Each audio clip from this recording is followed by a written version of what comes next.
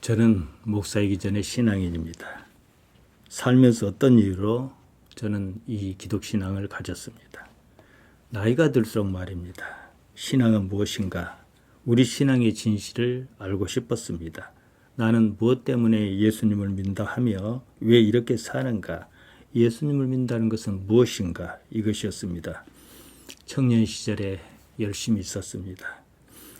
다들 그러지 않습니까? 강단에서 하는 말이 맞는 것도 같다가 아닌 것도 같다가 그랬습니다. 신학교에서 무엇을 배웠습니다. 여러 가지를 배우다 보니까 그런 것 같았습니다. 한편으로 어딘가 모자랐습니다. 다시 성경으로 돌아가자 그랬습니다. 성경을 통하여 예수님의 생각을 읽어야 했습니다. 예수님의 말씀은 제가 생각한 것과는 조금 달랐습니다. 예수님께서 지향하시는 바가 있을 거란 말이에요. 그것을 알아보니까 제가 지향하는 것과는 좀 달라요. 교회 다니면서는 상당 부분을 그냥 관습적으로 받아들이지 않았나 싶습니다. 목사로서 강단을 맡으면서 제가 하는 일은 예수님께서 가르치셨던 본래 것을 찾는 일입니다. 기독신앙은요, 다른 것이 아닙니다. 예수님의 생각을 헤아리고 거기에 동의하고 동참하는 것입니다. 신앙은요, 누가 뭐라 해도 신앙다워야 합니다. 이런 세속과는 다른 가치여야 합니다. 신앙은 우리가 겪는 먹고 사는 문제를 뛰어넘어야 합니다. 여러분의 일을 돕기 위해서 사람 사는 이야기를 하려고 합니다. 다른 사람 얘기는 할 수 없고 저 자신 이야기로 대신하겠습니다. 목회자로 산다는 것은 별것 없습니다. 신앙이로 사는 하나의 방법일 뿐입니다. 평신도와 다른 점이 있다면 교회를 기업으로 한다. 교회를 기반으로 가족과 함께 먹고 산다는 겁니다. 교회가 삶의 터전입니다. 제가 사는 지역은 아주 작은 섬입니다. 제가 여기 들어올 때 마을 주민이 100여 명 정도였습니다. 지금은 많이 줄었습니다. 실제 여기서 사는 사람은 10대 명에 지나지 않습니다. 저는 여기서 교회를 터전으로 가족과 함께 먹고 살았습니다. 아내와 아들 둘, 딸도 이렇게 6식구가 방 2칸짜리 허름한 집에 살았습니다. 방 한 칸은 우리 네가 쓰고 다른 한 칸은 아이들 넷을 함께 몰아넣었습니다. 아이들이 어렸을 때는 그것도 가능했습니다. 목회를 생각하면서 원칙적으로 생각한 것이 있습니다. 교회만 바라보고 살자 이것이었습니다. 지금에 이르도록 저와 제 아내는 소득을 위해서 다른 일을 해본 적이 없습니다. 목회자는 교회만 바라보고 살아야 한다 이것이었습니다. 다른 일로 수입이 생기면 자연스럽게 마음이 그 수입이 생기는 그쪽으로 쏠릴 것이 아니겠습니까? 불교로 치면은 탁발성 같아 하겠습니다. 불교 승려가 동량으로 생계를 유지하려고 합니다. 거기에는 그만한 이유가 있습니다. 아직과 아만을 없애고 다른 자신이 추구하는 본질적인 가치에 집중하자. 종교란 게 뭐예요? 이 삶이 담긴 거 아니겠습니까? 이 삶을 자신이 추구하는 그 본질적인 것에 집중해서 찾자. 이것입니다. 교회 말고 다른 일로 생계를 유지할 수 있으면 그 일이 자연스럽게 마음에 갈 수밖에 없지 않습니까? 요즘은 목회도 아예 돈을 보고 하는 것처럼 보이는 경우가 많습니다. 기독신앙이 추구하는 본질적인 가치가 무엇인가 이것을 찾기가 어려운 거예요. 그러니까 세상이 교회를 향해 볼 때 좀 이상하다 이렇게 보는 거죠. 살면서 많은 일에 부딪힙니다. 그때마다 타협해야 할 것 아니겠습니까? 신앙은 타협할 일이 있고 타협할 수 없는 일이 있습니다. 예수님 같은 분이 무엇에 분노하셨는가? 성경에 나옵니다. 이것을 보면 그냥 답이 나옵니다. 더구나 목회는 가정을 꾸리며 감당해야 하는 일입니다. 이것이 아니다 싶었습니다. 저는 그럴 자신이 없었습니다. 결혼하고 얼마 지나지 않아 바로 섬으로 들어왔습니다. 아주 작은 섬입니다. 2015년에 섬과 섬을 연결하는 다리가 놓였습니다. 이것이 이제 육지까지 이어지지요. 그때는 그렇지 않았습니다. 저에게는 그야말로 고립무원이었습니다. 섬에서 나고 자란 사람은 저희와 입장이 조금 다릅니다. 처음부터 거기서 나고 자라서 익숙했습니다. 그리고 생활 기반이 바다입니다. 우리 가족은 그렇지 않았습니다. 섬에 살아도 바다와는 아무런 상관이 없었습니다. 섬이 크면 그나마 조금 낫습니다. 많은 부분을 그 안에서 해결할 수가 있습니다. 교회라도 크면 또 교회에서 여러 가지가 있지 않습니까? 우리는 그렇지 않았습니다. 생필품은 물론 먹을 것까지도 모두 육지에서 사서 가지고 들어와야 했습니다. 보일러 기름을 들인 일이 가장 힘들었습니다. 20kg이나 나가는 말통으로 10개씩 사다 나르면 아무리 전략해도 20일, 한 달이 채 못 갔습니다. 섬에 살면서도 생선이 먹고 싶으면 육지에서 사와야 했습니다. 가족이 뭐라도 한번 깎으려면 날을 잡아야 했습니다. 왔다 갔다 하는 일이 보통이 아니었습니다. 교통비도 많이 들었습니다. 목회하면서 저는 낚시질을 하지 않았습니다. 조금이라도 주민과 이해관계가 얽히면 본래 하는 일이 곤란할 수밖에 없습니다. 처음부터 아예 발을 들이지 않았습니다. 인근 섬교회 목사가 있었습니다. 얼마나 낚시를 잘했으면 그야말로 낚시 고수로 통했습니다. 낚시꾼이 왔다가 혀를 내두를 정도였습니다. 그러니까 보통 사람이 그 사람을 볼 때 뭘 보겠어요? 낚시한다더라. 고기를 잘 잡는다더라. 거기에는 시기심도 작용할 것이고 이해관계도 얽히고 그러지 않겠습니까? 그러면 본질이 사라지는 거예요. 그 섬에서 말이 많았습니다. 결국은 그런 것 저런 것 때문에 교회를 떠났습니다. 교인이든 교인이 아니든 좁은 지역사회에서 주민이면 누구나 목회자에게 바라는 것이 있습니다. 목사가 목사 같기를 바랍니다. 아무개 목사가 무엇을 잘한다더라. 그러면 거기서 그냥 끝나는 거예요. 작은 교회 목회자만 어려운 것이 아니라 작은 교회 교인도 어렵습니다. 서로가 부담을 나눠야 하는데 그 때문에 더 부담스럽습니다. 교회만큼 부익부 빈익빈이 심한 데가 없을 것입니다. 그냥 섬에 갇혀 살았습니다. 다른 무엇을 하자니 할 수도 없고 할 것도 없었습니다. 저는 생존이 하나님께 달려 있어야 한다 그렇게 생각했습니다. 다른 것은 염두에 두지 않았습니다. 생존의 문제가 하나님께 달려 있어야 하나님께 매달릴 것이 아니겠습니까? 지금도 그 생각에는 변함이 없습니다. 목회 말고 다른 소득수단이 있다면 자연히 그쪽에 관심이 더 갈 것이 아니겠습니까? 못 살아도 여기서 끝내야 하고 잘 살아도 여기서 끝내야 합니다. 문제가 있었습니다. 아내와 아들들, 딸들과 함께 6식구가 하늘만 바라보며 산다는 것이 보통 일이 아니었습니다. 독신호 사는 천주교 신부나 불교의 비구성 같으면 그럴 이유가 없는 문제입니다. 교회가 규모가 있으면 아무런 문제가 없습니다. 사택도 주고 생활비도 줍니다. 아이들 교육비까지 챙겨주기도 합니다. 저의 경우는 교회가 작으니 그럴 수가 없는 일이었습니다. 몇몇 군데 후원을 받아 살았습니다. 후원을 받는 것도 쉬운 일이 아니었어요. 마음이 바뀌면 그날부터 끊기는 거니까요. 남의 생각이 내 생각처럼 그러지 않았습니다. 후원이 끊길까 봐 항상 불안했습니다. 교회 일은 여느 직장일과 다릅니다. 열심히 일한다 해서 소득이 더 생기는 것도 아닙니다. 아이들이 크면서 문제가 두드러졌습니다. 중학교 때까지는 그럭저럭 괜찮았습니다. 돈 들 일도 크게 없고요. 고개를 넘어가면 그나마 초등학교, 중학교 분교가 한 건물에 있었습니다. 아이들이 몇 없는 것이야 그렇다 할 수 있었습니다. 아이들이 고등학교 올라가니까 사정이 달라졌습니다. 여기서 보통 고등학교를 갈 때는요. 여수 시내로 나가서 방을 얻는다든지 어쩌든지 그럽니다. 우리는 당장 아이가 있을 때가 문제였습니다. 코로나로 많은 자영업자가 힘들지 않았습니까? 그중에 신용불량자로 전락하거나 파산한 경우도 있습니다.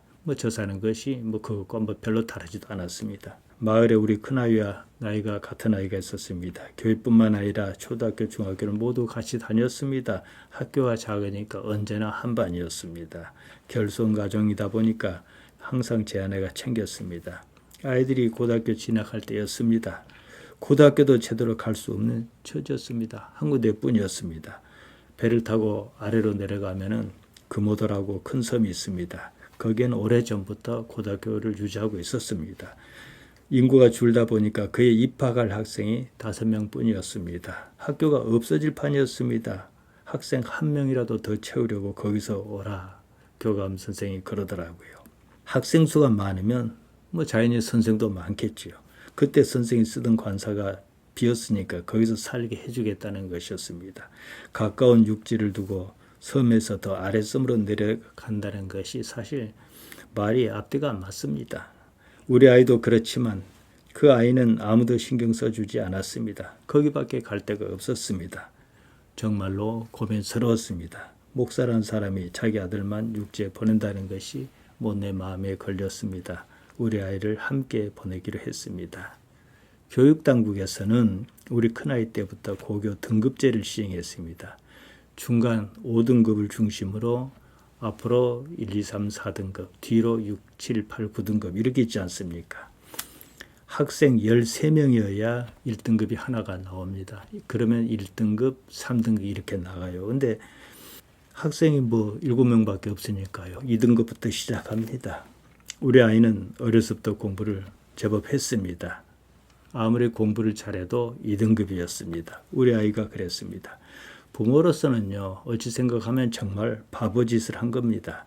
지금에 와서 그 일을 후회하거나 그러는 것은 아닙니다. 지금이라도 똑같은 선택을 할 수밖에 없었을 것입니다. 못게 하겠다고 마음먹은 이상 그렇게 살아야 하는 것이 맞으니까 말입니다. 그러는 사이에 아이들이 훌쩍 컸습니다. 어떻게 살았는지 모르게 살았습니다. 학원 한번 보내지 못했습니다. 피아노니 태권도니 그런 것은 생각할 수도 없었고 기회도 없었습니다. 그렇게 교회를 지키면서 나이가 들었습니다. 교회 땅 문제로 소송에 휘말렸습니다. 제가 여기 오기 전에 교인 한 사람이 기증한 땅에 교회 건물을 지었습니다. 제가 그 사람에게 등기를 이전하라고 촉구를 하기를 거듭했습니다. 끝내 안 하고 말았습니다. 어느 교회나 말썽인 사람은 있게 마련입니다. 자기 땅에다 교회당을 짓고 교회를 자기 것처럼 생각하다시피 한 것은 아닌지 싶습니다. 오늘날 교회의 아주 큰 문제는요, 신앙으로 성숙하지 못한 사람을 교회 장로니 권사니 세워서 교만을 부추긴다는 점입니다. 목사가 목회 편의를 위해서 그랬던지, 목사 스스로가 우리 기독신앙이 깊이 들지 못해서 그랬던지, 아니면은 정말로 그 사람을 생각해서 장로, 권사 안 시켜주면 교회 안 나올 것 같으니까 해서 그랬던지 그럴 겁니다. 교회 부지가 결국은 그 사람 친척의 손에 넘어갔고 그 친척이란 사람이 소송을 건 겁니다. 항소심까지 갔습니다. 민사소송이 다 그렇지 않습니까? 우선 제가 버틸 수가 없었습니다. 우선 소송비를 저 개인이 감당할 수 있는 것이 아니었습니다. 이런 문제도 교회가 크면 정말로 별것도 없습니다. 1심에서 패했습니다. 그쪽 법무비용까지 모두 부담하라는 판결문을 받았습니다. 항소심에 가서 합의할 수 있는 기회가 생겼습니다. 합의해 줄 수밖에 없었습니다. 시간을 조금 벌었습니다. 법무비용은 각자 부담하기로 했습니다. 교회를 저에게 주어도 모자랄 판에 쫓겨나야 하는 꼴을 당하였습니다. 제가 평생 사역한 것이 이겁니다. 후회하는 것이 아닙니다. 목회는 어떤 결과를 보고 하는 것이 아니라 목회라는 과정 그 자체가 목적이기 때문입니다. 목회하는 과정에 그런 일이 있었을 뿐입니다. 그 일을 어떻게 대하였느냐 이 문제라고 저는 생각합니다. 먹고 사는 문제는 지금까지도 여전히 숙제입니다. 이러면 저는 아직 신앙의 완성 단계에 이르렀다 이렇게 말하기가 어렵습니다. 사실 이 때문에 구구절절 여러 가지 말씀을 앞서 드렸습니다. 떼부자로 살겠다는 것은 아닙니다. 그래도 먹고 사는 데는 걱정 없어야 합니다. 사는데 이렇게 매이면 어떻게 영혼의 세계를 그리겠습니까? 예수님께서 이렇게 말씀하셨습니다. 마태복음 6장 32절 33절입니다. 이는 다 이방인이 구하는 것이라. 너희 하늘아버지께서 이 모든 것이 너희에게 있어야 할 줄을 아시느니라. 너희는 먼저 그의 나라와 그의 의를 구하라. 그리하면 이 모든 것을 너희에게 더하시리라. 이 말씀대로라면 저는 먹고 사는 문제에 걱정이 없어야 합니다. 제가 하나님의 나라와 하나님의 의를 구하지 않은 것은 아닙니다. 그 때문에 이렇게 사는 것이 아닙니다. 친구도 없고 기댈 친척도 없습니다. 저에게는 하나님 아버지밖에는 없습니다. 사는 것이 이러니 어디 돈을 모아두었을 리가 없지 않겠습니까? 그냥 안 죽고 아직까지 산 겁니다. 달리 생각하면 아직까지 안 죽고 살았다는 사실입니다. 오늘 이 시간에 이르기까지 먹고 사는 문제로 걱정했던 것은 또 달리 생각해 보면 그다지 쓸데없었다 이 얘기입니다. 걱정은요. 오늘의 것이 아니라 미래에 관한 것입니다. 과거의 경험에 따라 미래를 걱정할 건지 말 건지 그럽니다. 본능에 따라 생존을 위한 정신적인 작용입니다. 살 것이라면, 지금 살아있다면 결과적으로 오늘을 위하여 지난날 걱정한 것은 별로 의미가 없었다, 이 말 아니겠습니까? 그때 오늘을 위하여 걱정했기 때문에 그때 걱정한 덕분에 오늘 살아있는 것은 아닙니다. 걱정하는 것이 유익한 점이라고는 단 하나밖에는 없습니다. 제대로 살아야지. 이렇게 무의식적으로 스스로 다짐하는 것뿐입니다. 예수님의 입장은 이렇습니다. 내일 일을 위하여 염려하지 말라는 거예요. 과거 어느 시점에서 본다면 그때 일이 지금 오늘입니다. 그때 내일이라고 생각했던 그 날이 오늘이란 말이지요. 마태복음 6장 34절입니다. 그러므로 내일 일을 위하여 염려하지 말라. 내일 일은 내일 염려할 것이요 한날 괴로움은 그날에 족하니라. 이 말씀을 자신의 삶에서 실현하면 걱정하지 않고 살 것입니다. 아마 저는 이 말씀을 근거로 저 스스로를 위안 삼으려고 하는 것인지는 모르겠습니다. 분명한 사실은 위안을 넘어서 말씀을 제가 사는 이 삶에서 증명하려는 것입니다. 저는 개역 개정판 성경을 별로 좋아하지 않습니다만 이 구절은 개역 개정판 성경이 제대로 번역했습니다. 염려하는 주체는 내일입니다. 내일이 염려할 것이다. 개역 개정판에 이렇게 썼습니다. 그 옛날 성경 개역 한글판에는 주격조사 이가 빠졌습니다. 내일 일은 내일이 염려할 것이, 이 구절 헬라말 원문에서 보면 이렇습니다. 아우리온, 내일이 메림네세이 염려할 것이다. 헤아우테스, 그 자신이 뭡니까? 내일 그 자신이죠. 분명하지 않습니까? 내일 그 자신이 염려할 것이다, 이 말씀입니다. 염려하다, 메림나오는 걱정한다는 말입니다. 메림나오가 직설, 미래, 능동 3인칭으로 쓰였습니다. 메림네세이 이랬습니다. 염려는 지금 하는 것이 아니라 미래 그날이 할 것이다, 이 말씀입니다. 개역 한글판 성경에는요, 내일 일은 내일 염려할 것이요 이렇게 나와 있습니다. 이 조사 이가 빠졌단 말이지요. 그러면 내일 일은 오늘 염려하지 말고 내일 가서 염려하라, 이렇게 이해하기 십상입니다. 염려는 내가 하는 것이 아닙니다. 이것이 예수님의 말씀입니다. 그렇다면 염려는 하더라도 내가 하는 것이지 미래 그날이 어떻게 염려한단 말인가, 이런 질문이 생깁니다.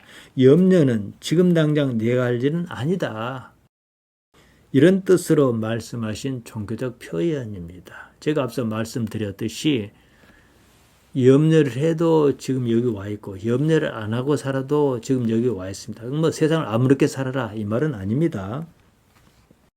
제가 개역 개정판 성경을 별로 좋아하지 않은 이유가 있습니다. 개역 한글판보다 우리말을 더 많이 훼손한 점이 있습니다.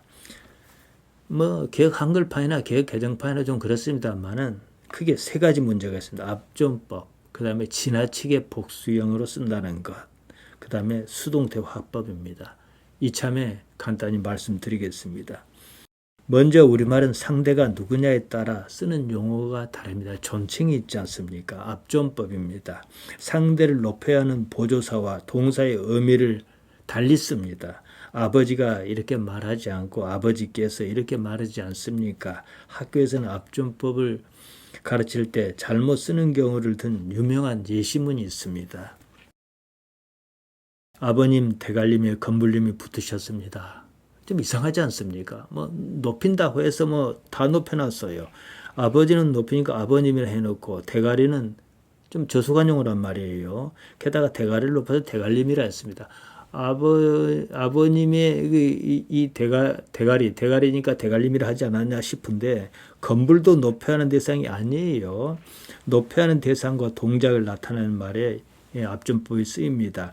하나님께서는 모든 이보다 높으신 분입니다. 때문에 하나님을 존칭할 때는 압존법에 신경 써야 합니다. 예를 들어서 뭐 보통 흔히 하는 말대로 하면 하나님이 어쨌다 이러지 않습니까?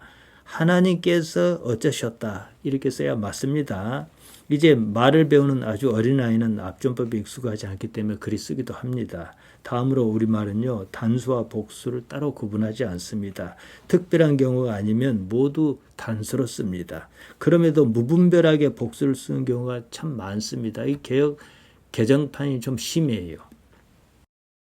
마가복음 7장 5절에 보면요, 이에 바리새인들과 서기관들이 예수께 묻되 어찌하여 당신의 제자들은 장로들의 전통을 준행하지 아니하고 부정한 손으로 떡을 먹나이까? 일이 나와 있습니다.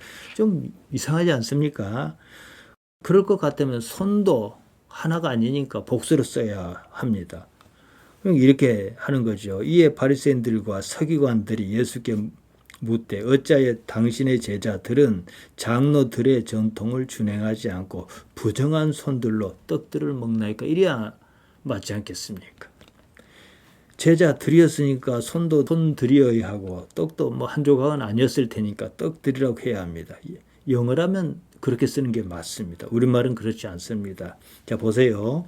이에 바리새인과 서기관이 예수께 묻되 어찌하여 당신의 제자는 장로의 전통을 준행하지 아니하고 부정한 손으로 떡을 먹나이까? 어떻습니까? 이렇게 썼다 해서 바리새인이나 서기관이 한 명일 것이다 이렇게 생각하지 않습니다. 또 제자가 뭐 한 명뿐일 것이다 이렇게 생각하지도 않고 떡이 한 조각일 것이다 생각하지도 않습니다. 개혁 한글판도 문제지만 개혁 개정판이 더 심합니다. 이러다 보니까 불가산 명사까지도 복수형 보조사를 붙여 쓰는 경우가 있어요. 공기들, 물들, 시간들, 온도들, 심지어 이럽니다. 이러면 말의 품격과 신뢰감이 떨어집니다. 그리고 우리말은 매우 능동형 문장입니다. 그래서 목적어를 앞세웁니다. 때문에 주어는 곧잘 생략해도 아무런 문제가 없습니다. 영어는 그렇지 않습니다. 주어를 앞세웁니다. 그러다 보니까 영어는 사물주어가 많습니다. 이 때문에 분사가 발달해서 형용사처럼 쓰입니다. 분사가 뭐예요? 수동형으로 되게 쓰이거든요. 이런 언어의 특성상 수동적인 문장이 많습니다. 시험 성적이 나쁠 것으로 판단한다. 그러면 누가 판단합니까? 판단은 동작인 주체가 있을 것 아니에요. 그건 내가 판단하는 거죠. 근데 되게 어떻게 판단된다 그래요. 판단한다 그러면은 내가 판단한 거죠. 판단된다 그러면 그 주어가 아니고 시험 성적이 주어입니다. 시험 성적이 판단한 주체지요. 이 문제는 성경 번역보다는 일상생활에서 많이 나타납니다. 이처럼 수동형 문장은 동작의 책임을 사물에게 두어 자기 책임을 회피하려는 경향이 있습니다. 우리말은 그렇지 않습니다. 말의 책임을 내가 집니다. 능동형입니다. 꼭 써야 하는 경우가 있다면 피동태를 취합니다. 그래야 말에 힘이 있고 신뢰감이 갑니다. 예를 들면 말이에요. 기억이 점점 사라지는 것을 흔히들 뭐라 합니까? 잊혀진다. 기억이 잊혀진다. 이렇게 씁니다. 그렇게 말하면 기억이 동작의 주체예요. 기억의 주체는 납니다. 내가 기억을 못하는 거예요. 잊힌다. 이렇게 말해야 맞습니다. 우리 사회는 영어권에서 공부를 하고 온 사람이 주류를 이루다시피 많습니다. 말은 우리말인데 표현 방식은 영어 방식입니다. 국어는 소홀한 탓에 이렇게 흐려놓았지 싶습니다. 다행히 최근에 TV 뉴스를 보면 아나운서의 말소양이 조금씩 바뀌었습니다. 그런 것을 누가 지적했는지 모르겠습니다만 조금씩 제대로 쓰기 시작하더라고요. 이야기가 조금 엇나갔습니다만은 이 말을 한번 꼭 하고 싶었습니다. 저는 신앙인으로서 목사로서 가장 큰 고민이 뭐냐? 먹고 사는 문제였습니다. 우리말로 의식주잖아요. 다 내려놓고 하나님만 의지하며 살 수 있는가? 이것이 가장 저의 큰 관심사였습니다. 보통은 그럴 수 없으니까 돈에 눈이 멀어 신앙인으로서는 있을 수 없는 일을 하는 경우가 있지 않습니까? 이 문제를 지금 사는 이 삶에서 해결하지 못하면 영원한 세계를 그릴 수가 없습니다. 하나님을 현실적인 존재로 그릴 수 없는데 어떻게 그 나라를 기대하면서 이 세상을 살 수가 있겠습니까? 하나님의 나라에 대해서는 제가 여러 차례 충분히 말씀드렸습니다. 우리 복음의 핵심은 다른 것이 아닙니다. 하나님의 나라입니다. 마가복음 1장 15절을 보면요. 이르시되 때가 찼고 하나님의 나라가 가까웠으니 회개하고 복음을 믿으라 하시더라. 예수님의 사역을 이렇게 시작하셨단 말이죠. 예수님께서요. 바실레이아 투 데우, 데오스의 바실레이아, 데오스의 나라, 하나님의 바실레이아, 하나님께서 왕으로 통치하시는 그 나라다, 이 말씀입니다. 그러니까 복음서가 말은 때가 찼다, 하나님의 나라가 가까웠다, 이 말씀은 예수님께서 십자가 사역을 이루신 그때와 그로서 말미암은 그 나라, 이루어진 그 나라를 말합니다. 그러니까 지금 시점에서 보면은 예수님의 십자가 사건과 십자가 사건을 뿐만 아니라 부활하신 사건, 승천하신 사건이 과거에 이르지 않습니까? 그러면 지금은 이루어진 상태란 말이죠.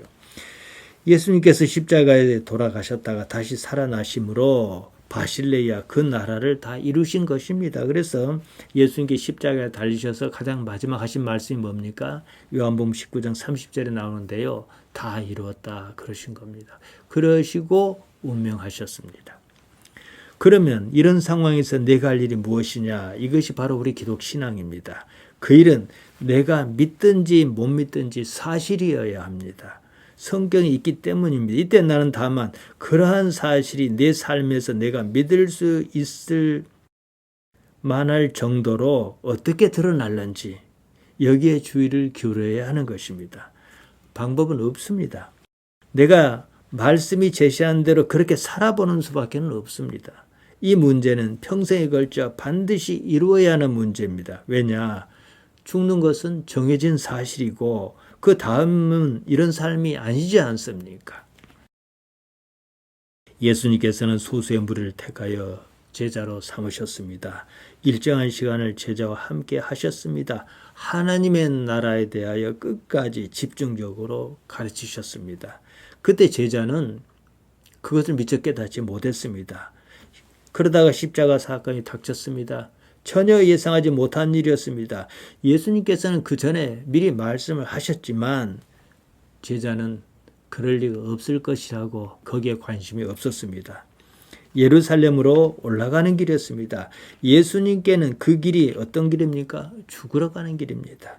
제자는 그렇게 생각하지 않았습니다. 예수님께서 이제 이스라엘의 왕이 오르시려는가 보다, 그러려고 올라가시는가 보다 이랬습니다. 이제 하나님의 나라 바실레이아 투 데우, 곧 하나님의 통치가 예수님을 통해서 이루어질 것이다, 이렇게 믿었습니다.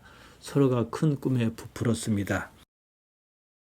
야고보와 요한이 있지 않습니까? 이 둘은 형제입니다. 세베대의 아들이었어요. 두 형제가 예수님께 나와 청을 넣었습니다. 그때가 이르기 전에 미리 어떤 약속을 받아둔다든지 이럴 필요가 있다 생각했던 모양입니다. 마가복음 10장 35절에 이렇게 나옵니다. 선생님이여, 무엇이든지 우리가 구하는 바를 우리에게 하여 주시기를 원하옵나이다, 이랬습니다. 예수님께서 두 형제에게 말씀하셨습니다. 내가 너에게 무엇을 하여 주기를 원하느냐? 그러셨어요. 야고보와 요한이 말합니다. 마가복음 10장 37절입니다. 주의 영광 중에서 우리를 하나는 주의 우편에 하나는 좌편에 앉게 하여 주옵소서, 이랬습니다. 좌우편이 무엇이겠습니까? 골고다 언덕에 십자가가 섰습니다. 십자가 좌편에 우편에 야고보와 요한이 달렸습니까? 그들은 예수님께서 영광 중에 계실 것이다 이렇게 믿었습니다. 그러시려고 예루살렘에 올라가시는 거다 이렇게 생각했죠. 그들이 생각하는 영광과 예수님께서 생각하시는 영광이 달랐다는 겁니다. 그들이 생각하는 영광은 이스라엘 왕으로서 누리실 영광이었습니다. 예수님께서 생각하시는 영광은 하나님의 의지를 받들므로 얻는 그런 영광이었습니다. 그것이 십자가일지라도 말입니다. 예수님께서 그들 생각과 달리 십자가에 그만 달려 돌아가시고 만 겁니다. 그들의 꿈은 산산조각이 났습니다. 그 꿈은 반드시 그래야 하는 거였습니다. 깨져야 했습니다. 얼마 지나지 않아 새로운 세상이 열렸습니다. 비로소 하나님의 나라가 무엇인지 알았습니다. 그 나라에 살았습니다. 사도행전에 잘 나오지 않습니까? 요한을 제외하고 야고보를 포함한 예수님의 제자 모두는 명대로 살지 못했습니다. 죽임을 당했습니다. 예수님과 마찬가지로 그들의 죽음은 피할 수 있는 죽음이었습니다. 사도 바울도 그랬습니다.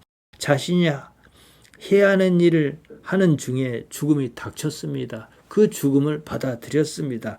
죽는 것이 그렇게 중요하지 않았다 이 말입니다. 삶과 죽음 그 위에 하나님께서 계신다는 사실을 알았기 때문이었습니다.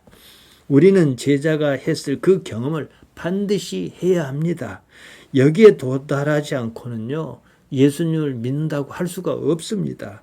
자기라는 것이 무너져야 합니다. 그로써 하나님 아버지의 능력으로 살아야 합니다. 지금 사는 이 삶에서 이것을 끊임없이 실험해야 합니다. 그 경지에 이르도록 말입니다. 사도 바울 또한 그것을 주문했습니다. 믿음의 아들 디모데에게 말했습니다. 디모데전서 4장 7절에서 8절에 나옵니다. 망령되고 허탄한 신화를 버리고 경건에 이르도록 내 자신을 연단하라. 육체의 연단은 약간의 유익이 있으나 경건은 범사에 유익하니 금생과 내생의 약속이 있느니라. 연단하라, 단련하라 같은 말입니다. 김나조입니다. 이것은 제가 개역 개정판을 읽어드렸는데요. 개역 한글판 성경은 연습이다 이랬습니다. 개역 한글판 번역이 더 좋습니다. 몸의 습관으로 배워 익숙하도록 반복적으로 훈련하라. 이게 연습하란 말입니다. 육체의 연습이라고 번역한 말 소마티케 김나시아입니다. 소마티코스는 형용사입니다. 명사로 소마입니다. 우리 신체를 나타내는 말은 소마가 있고 사르커스가 있습니다. 소마는 바디, 우리가 몸이라고 하는 그겁니다. 사르커스는 플래시입니다. 그냥 살을 뜻합니다. 소마를 연습하라. 이 살을 연습하라. 이 말이 안 맞잖아요. 소마. 소마는 뭐예요? 삶을 담고 있습니다. 사르커스는 그냥 숨쉬는 살덩입니다. 이렇게 생각하면 이해가 쉽겠습니다. 어떤 사람이 중환자실에 누워 있습니다. 의사가 보니까 의식이 없어요. 숨은 있는데 의식이 없어요. 그 사람이 정말로 의식이 없다라고 확증할 수 있다면 사르커스가 살아있는 것이지 소마가 살아있는 것은 아닙니다. 소마는 삶을 가진 객체입니다. 우리가 보통 구원이란 말을 쓰지 않습니까? 구원하다는 말이 헬라말로 소조입니다. 맥락이 같습니다. 구원이라는 것은 삶, 소마와 관련이 있습니다. 단순히 육체가 숨만 쉬는 것을 가지고 삶을 산다고 말할 수 없지 않겠습니까? 하나님을 의식하지 않고 생각 없이 사는 것은 그냥 육체로 사는 것입니다. 바울이 말한 육체의 연습은 정확히는 몸의 연습입니다. 삶을 무엇으로 어떻게 김나시아 연습할 것이냐 이것을 말합니다. 무엇으로 말입니까? 경건, 유세베이아로 말입니다. 유세베이아는 하나님과 어떻게 관련이 있는가 이것을 말합니다. 삶을 하나님과 관련지어 생각하는 그것이 바로 유세베이아 경건입니다. 복음이 헬라말로 뭔지 아십니까? 유앙겔리온입니다.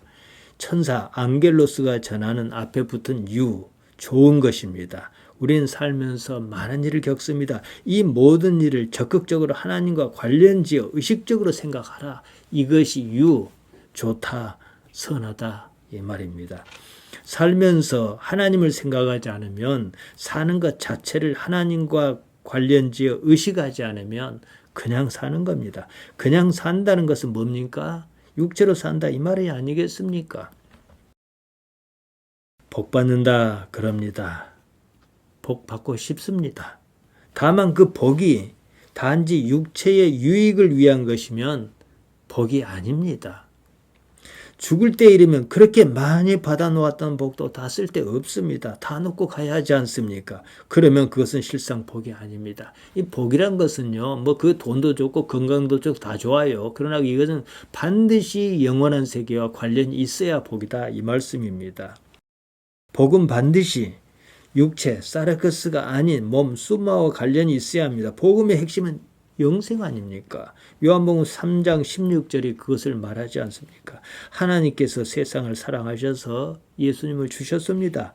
무엇 때문이겠습니까? 예수님을 믿는 사람이라면 누구나 멸망하지 않고 영생을 얻게 하려 하신 것이 아니겠습니까? 우리는 이것을 전제하고 삽니다. 이게 신앙입니다. 삶이 영원하다. 조엔 아이오니언입니다. 삶, 조회는 몸, 소마에 관한 것이다 말씀드렸습니다. 사르크스가 아닙니다. 따라서 우리가 이 삶에서 무엇을 얻었느냐 이 말입니다. 여러분은요, 삶에서 무엇을 얻었습니까? 하나님을 얻었습니까? 여러분은 무엇을 얻고자 지금까지 살았습니까? 하나님이었습니까? 무엇을 고민했고 또 그렇게 고민해서 무엇을 얻었습니까? 예수님께서 말씀하셨습니다. 마태복음 6장 31절 32절입니다. 그러므로 염려하여 이르기를 무엇을 먹을까 무엇을 마실까 무엇을 입을까 하지 말라. 이는 다 이방인이 구하는 것이라. 너희 하늘아버지께서 이 모든 것이 너희에게 있어야 할 줄을 아시느니라. 하늘아버지께서 우리에게 무엇이 있어야 하는지 아신다 그러셨습니다. 우리가 예수님을 믿는 한 우리는 이 말씀에서 한 발짝도 벗어날 수 없습니다. 때로는 이것을 족쇄로 느낄 때도 있지만 조금만 더 깊이 생각하면 이것이 오히려 복이라는 사실입니다. 하나님 아버지께 자기 자신을 던지지 않으면 아무것도 얻을 수가 없습니다. 그냥 죽고 마는 것입니다. 한평생 육체 가운데 살다가 죽는 것 그뿐입니다. 그렇게 살 것이냐? 답은 이미 나와 있습니다. 지금 제 나이가 60 중반입니다. 저는 금년부터 우리나라 법이 정한 노인입니다. 지난 날이 후회가 없습니다. 아까 제가 살아왔던 얘기를 잠깐 했습니다만은 삶에 대한 불평을 말한 것이 아닙니다. 이렇게 살아왔다는 거죠. 그 삶이 저는 후회가 없다 이 말씀입니다. 살아온 그 세월이 그렇게 산 그 때문에 오히려 하나님께 감사할 따름입니다. 왜냐? 지금 제게는 하나님밖에 없지 않습니까? 하나님만 보고 살았습니다. 고민도 많고 갈등도 많았습니다. 그렇게 저렇게 살면서 하나님만 생각했습니다. 삶은요, 여전히 불안하고 염려스럽습니다. 오히려 이 때문에 하나님을 놓지 못했다는 사실입니다. 하나님께 조금이라도 더 가까이 가려고 했습니다. 하나님을 향하여 이렇게 의식이 살아있는 한 근본적인 문제는 없다. 여러분께 이 말씀을 드리고 싶은 것입니다. 하나님 안에서 고민했다 그러면은요, 물론 그 고민을 안 할 수 있으면 참 좋겠지요. 그러나 근본적인 문제는 없다 이 말씀입니다. 예수님께서 말씀하셨습니다. 요한복음 11장 25절 26절입니다. 나는 부활이요 생명이다. 딱 잘라 말씀하셨습니다. 나를 믿는 자는 죽어도 살겠고 무릇 살아서 나를 믿는 자는 영원히 죽지 않는다 그러셨어요.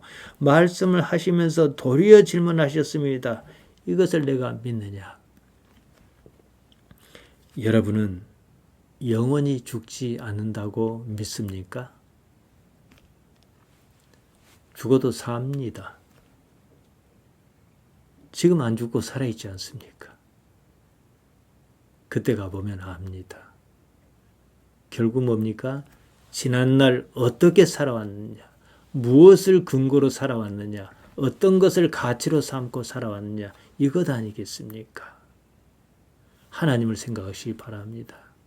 그리고 그렇게 산 세월만큼 이것은 말 한마디로 어떻게 할 수 있는 것은 아니에요. 그래서 영원한 세계가 그려질 것입니다. 여러분을 축복합니다. 기도하겠습니다. 하나님 우리 아버지, 우리를 여기까지 인도하시고 말씀을 주셨습니다. 그저 감사할 따름입니다. 우리가 영혼으로 이어지도록 우리 삶이 그렇게 살아날 수 있도록 우리를 붙들어 주옵소서. 바라옵기는 살다가 고민거리가 있거든 하나님께서 그 고민을 들어주시고 그때그때 해결해 주시기를 원하나이다. 그로써 내가 하나님의 자녀인 증거를 또 하나 더 확보할 수 있도록 아버지께서 도와주시옵소서. 감사드리며 예수님 이름으로 기도하옵나이다. 아멘.